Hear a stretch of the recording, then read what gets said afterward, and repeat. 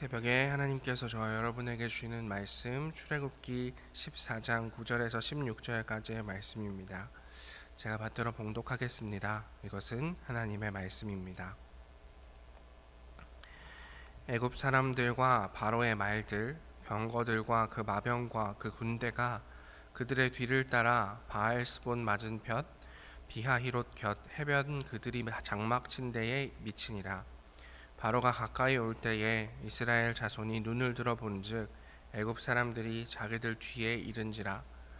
이스라엘 자손이 심히 두려워하여 여호와께 부르짖고 그들이 또 모세에게 이르되 애굽에 매장지가 없어서 당신이 우리를 이끌어내어 이 광야에서 죽게 하느냐.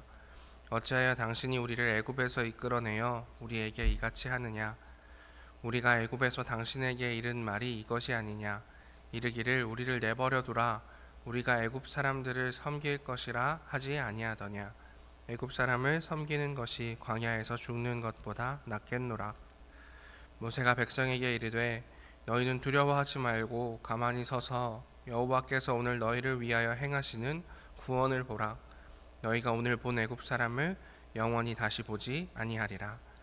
여호와께서 너희를 위하여 싸우시리니 너희는 가만히 있을지니라. 여호와께서 모세에게 이르시되 너는 어찌하여 내게 부르짖느냐. 이스라엘 자손에게 명령하여 앞으로 나아가게 하고 지팡이를 들고 손을 바다 위로 내밀어 그것이 갈라지게 하라. 이스라엘 자손이 바다 가운데서 마른 땅으로 행하리라. 아멘. 오늘 출애굽기 14장 9절에서 16절까지의 말씀을 가지고 앞으로 나아가게 하고 라는 제목으로 하나님 말씀 나누도록 하겠습니다. 오늘의 이야기는 이집트를 탈출해서 홍해를 건너는 이스라엘 백성들에 대한 이야기입니다. 아마도 여러분들 너무 잘 알고 계시고 너무나 익숙하신 말씀일 거라고 생각합니다. 그런데 이 홍해를 건너는 이스라엘 백성들이라는 말은 저희가 조금 성서학 연구들의 결과를 살펴볼 때 다시 살펴볼 필요가 있습니다. 제가 NBC 21세기판 IVP 성경 주석이라는 제가 가장 자주 보는 성경에서 이집트를 탈출하는 이스라엘 사람들의 경로가 담긴 지도인데요.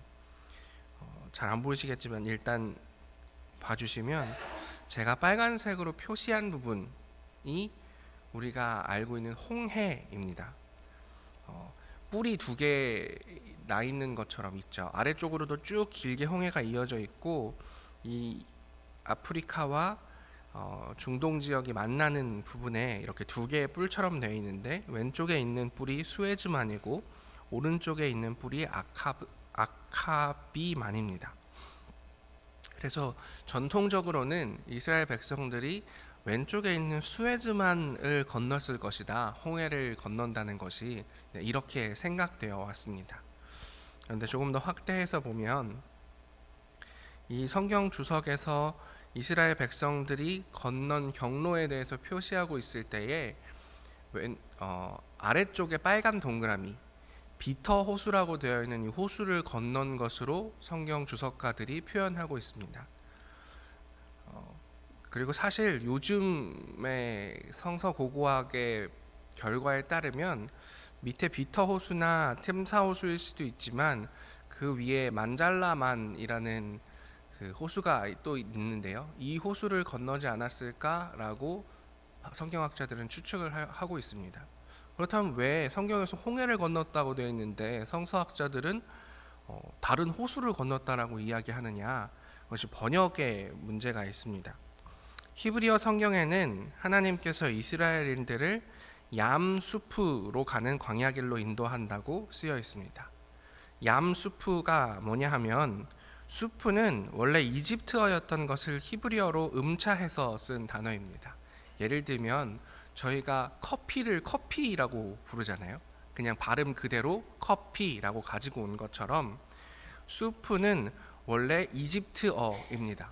그 이집트어 수프는 뭐냐면 갈대, 파피루스, 해초 같은 것을 말합니다. 그러니까 이 수프는 갈대를 표현하는 외래어, 히브리어로 표현하면 외래어인 겁니다. 그렇다면 얌은 뭐냐? 얌은 바다라는 뜻입니다. 그러니까 히브리어 성서 초기에 기록된 단어를 보면 얌수프, 갈대 바다라고 표현되어 있습니다. 히브리어 성경을 보면 홍해라는 단어는 나오지 않고 얌수프, 갈대 바다라는 단어만 나옵니다. 그런데 기원전 3세기경에 유대인들이 헬라어로 이 히브리어를 번역하는 과정에서 홍해로 번역을 합니다. 그리고 그것을 다시 라틴어 성경으로 번역할 때에도 홍해라고 번역합니다. 그래서 이 헬라어 성경과 라틴어 성경을 기준으로 번역을 한 영어 성경에도 레드시, 홍해라고 번역을 하고 있습니다. 그래서 이 갈대 바다라는 단어를 어느새 우리는 홍해라고 읽게 된 것입니다.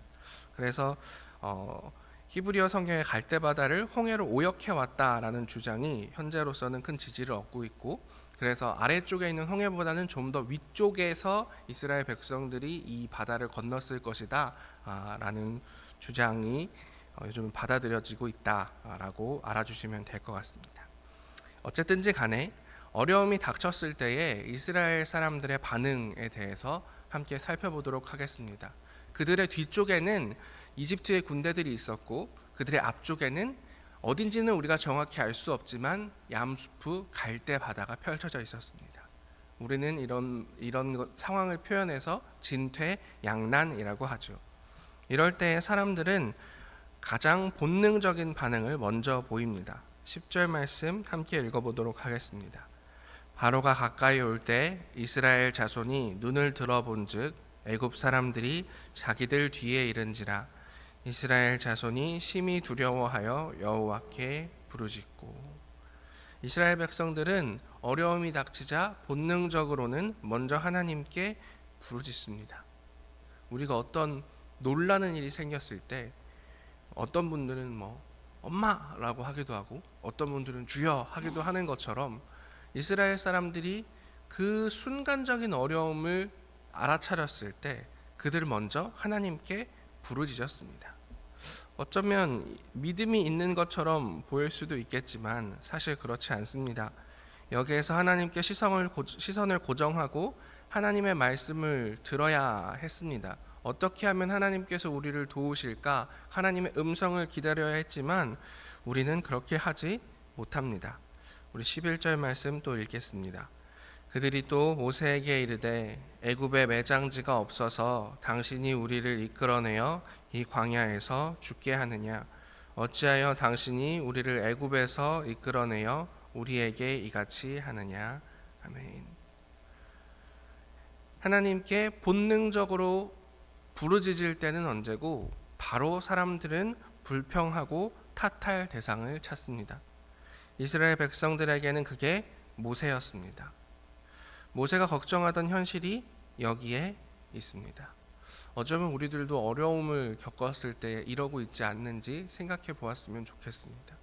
우리 신앙적인 관성이 있기 때문에 처음에는 하나님을 찾을지 모르지만 이내 우리는 우리의 불안한 마음을 숨기지 못하고 우리가 탓할 사람들을 찾고 있는 것은 아닌지, 탓할 현실을 생각하고 있는 것은 아닌지, 심지어는 그 탓이 어쩌면 하나님께로 갈 수 있는 것임에도 불구하고 우리는 우리의 마음을 붙잡지 못하고 있는 것은 아닌지 이 시간 먼저 돌아보았으면 좋겠습니다.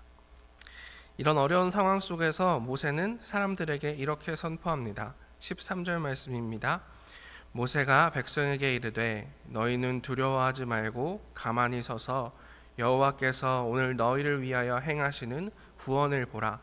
너희가 오늘 본 애굽 사람들을 영원히 다시 보지 아니하리라. 아멘. 너희는 두려워하지 말고 가만히 서서 하나님께서 오늘 여러분에게 하시는 일을 보십시오.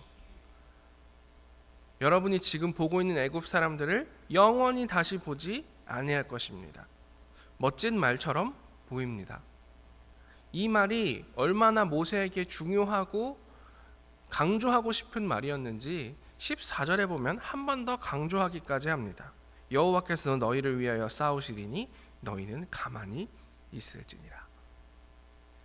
이렇게 되면 하나님께서 모세의 편을 들어서 기적을 일으켜 주실 타이밍입니다.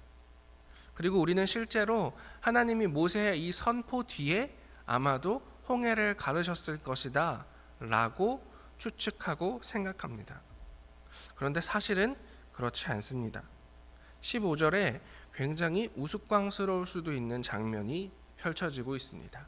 우리 15절과 16절 전반절 말씀 함께 읽겠습니다.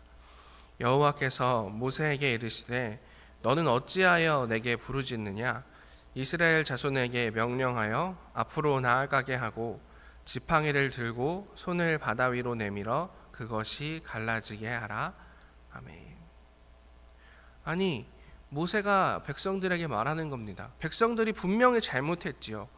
하나님을 의지하지 않고 자기들이 탓할 사람을 선택해서 모세에게 뭐라고 합니다. 심지어는 모세를 통해서 일하시는 하나님께도 불순하고 경솔한 말을 합니다. 그래서 모세가 이스라엘 백성들에게 이야기하는 것이죠. 너희는 어떻게 그렇게 이야기할 수가 있냐? 그 자리에 가만히 서서 하나님이 어떻게 일하시는지 지켜봐라. 분이 다 풀리지 않았는지 한 번 더 얘기하는 겁니다. 그 자리에 서서 지켜봐라. 하나님께서 일하실 것이다. 그랬는데 하나님께서 모세에게 이렇게 말씀하시는 겁니다. 너는 어째서 나한테 부르짖고 있느냐? 이스라엘 자손에게 명령하여 앞으로 나아가게 하고 지팡이를 들고 손을 바다 위로 내밀어서 그것이 갈라지게 하여라. 하나님은 왜 이렇게 말씀하시는 걸까요? 제가 모세였으면 너무 민망했을 것 같습니다. 하나님 어떻게 그러실 수가 있습니까? 하나님 뜻이 그렇다고 해도 제 체면 봐서 지금 이 상황에서는 뭔가 해주셔야 되는 건 아닙니까? 하지만 가만히 서서 하나님이 우리를 위해 일하시는 것을 지켜보는 것은 모세의 바람이었을 뿐입니다. 인간의 기대는 멈추어 서서 아무것도 하지 않고 하나님의 개입을 보는 것입니다. 그렇다면 얼마나 좋겠습니까? 우리 어려움 가운데 있을 때, 우리가 가만히 있을 때 하나님께서 알아서 그 문제 다 해결해 주신다면 얼마나 좋겠습니까? 얼마나 편리하고 얼마나 폼나는 일입니까? 하지만 하나님은 우리에게 가라고, 움직이라고 명령하십니다. 지팡이를 내밀라고 하십니다. 여기에는 두 가지 의미가 있습니다. 첫 번째, 하나님을 의지하지만 하나님을 의존하지는 말라는 것입니다. 하나님을 의지하는 것과 하나님을 의존하는 것은 다릅니다. 의지는 도와달라고 요청하는 것이지만 의존은 대신 해달라고 하는 것입니다. 의지는 내가 더 나은 존재가 되고 더 독립적인 존재가 되기 위해서, 성장하기 위해 필요한 것이 의지이지만, 의존은 그 의존하려는 대상에게 종속되어 내 자신이 퇴행하는 길이 의존입니다. 하나님은 우리가 하나님의 자녀로 성장하기를 원하십니다. 때로는 하나님의 거절도 의연히 받아들이면서 하나님과 함께 이 세상을 더 아름다운 곳으로, 하나님의 나라로 만들어가기를 원하십니다. 그래서 우리의 마음은, 우리는 가만히 서서 하나님께서 해주시는 것을 바라보는 것, 의존을 원하지만 하나님은 말씀하시는 겁니다. 나를 의존하지 말아라. 너희가 해야 될 것은 나를 의지하는 일이다. 너희는 앞으로 나아가라. 지팡이를 앞으로 내밀어라. 라고 이야기하시는 겁니다. 두 번째 이유는 하나님을 이용하지 말라는 것입니다. 모세는 이스라엘 백성들의 근거 없고 잘못된 비난에 두려웠습니다. 그래서 사실 하나님을 이용하고 있습니다. 하나님은 내가 말하면 다 들어주실 거야. 봐라, 하나님이 다 해주실 거다. 너희 불평하고 있지? 그 자리에 서서 어디 한번 지켜봐라. 하나님이 어떻게 하시나. 이것이 모세가 하고 있는 말의 정확한 의도였을 겁니다. 하지만 하나님은 누군가에게 이용당하시는 분이 아닙니다. 하나님은 우리와 사랑을 나누시길 원하고 우리를 아끼시지만, 우리가 마치 하나님이 자신의 소유인 것처럼, 자신만이 하나님께 더 특별한 사람인 것처럼 행동하는 것을 원하지 않으신다는 것입니다.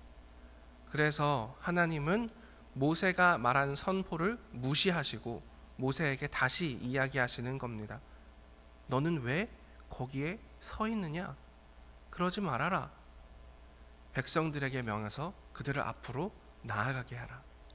너는 손을 들어서 지팡이를 바다를 향해 펼치어라. 이것이 오늘 우리의 삶에 주는 이야기였으면 좋겠습니다. 우리 앞에 혹시 얌수푸가 펼쳐져 있지는 않습니까? 우리의 등 뒤에 어떤 우리를 두렵게 하는 것들이 서 있지는 않습니까? 그런 상황과 그런 순간이 온다면 그때 우리는 기억해야 합니다. 우리가 해야 할 일은 하나님을 이용하지 않고 의존하지 않고 하나님을 사랑하며 의지하며 살아가는 것이라는 사실 말입니다. 하나님께서는 우리를 도우실 것입니다. 그 사실을 우리는 확신하고 알고 있습니다. 그렇다면 우리는 하나님을 믿고 의지하며 앞으로 나아가야 합니다. 우리의 손을 뻗어야 합니다. 그때에 임하실 하나님의 역사를 기대하는 것, 그것이 우리들의 삶일 것입니다. 하지만 우리들의 마음은 그저 내가 주저앉아 있으면, 내가 주저앉아서 공포에 떨며 부르짖고 있을 때 하나님께서 나 대신 모든 것을 해주시기를 원하는 것, 그것이 우리의 마음일지도 모릅니다. 때때로 하나님께서는 그렇게 우리를 도우시기도 합니다. 마치 어린아이가 슬퍼서 그 자리에 주저앉아 있을 때 부모님이 그를 안아주는 것처럼 말입니다. 하지만 우리가 하나님과 더 성숙한 관계를 이루기를 원한다면, 우리의 신앙이 더 성숙한 단계로 나아가길 원한다면 어린아이처럼 그 자리에 주저앉아 있기보다는 하나님께서 말씀하시는 것처럼 하나님과 함께 앞으로 나아가는 삶, 두려운 얌수프 갈대바다가 앞에 펼쳐져 있다고 할지라도 그곳을 향해 지팡이를 내밀고 한 발 내디딜 수 있는 삶, 그것을 하나님께서는 원하신다는 사실을 기억하면서 우리의 어려움과 우리의 아픔을 이겨나갈 수 있는 우리 모두가 되기를 간절히 기도하겠습니다. 함께 기도합니다. 하나님, 오늘 모세와 이스라엘 백성들이 홍해바다를 건너는 사건을 바라보면서 우리의 삶의 어려움을 겪을 때 하나님께 어떻게 우리의 삶을 의탁해야 하는지 살펴보았습니다. 하나님, 우리는 탓할 사람을 찾고 싶어 합니다. 그리고 하나님께서 나를 편애해 주시기를 바라면서 하나님을 이용하려 듭니다. 하나님을 의존하려고 하는 것, 그것이 우리들의 본능적인 마음임을 하나님 아버지 앞에 고백합니다. 그러나 오늘 모세에게 하나님께서 앞으로 나아가게 하라, 지팡이를 내밀어라 하시는 말씀을 들으며 우리의 마음을 다잡습니다. 이제 일어나 걸으며 하나님을 사랑하고 의지하고 그곳에서 일하시는 하나님을 기대하며 우리의 삶의 어려움을 헤쳐나갈 수 있는 우리 모두가 다 되어질 수 있도록 주님 우리 가운데 인도하여 주시옵소서. 우리의 삶 가운데 역사하실 하나님을 기대하며 모든 말씀 예수님 이름으로 기도드렸습니다. 아멘.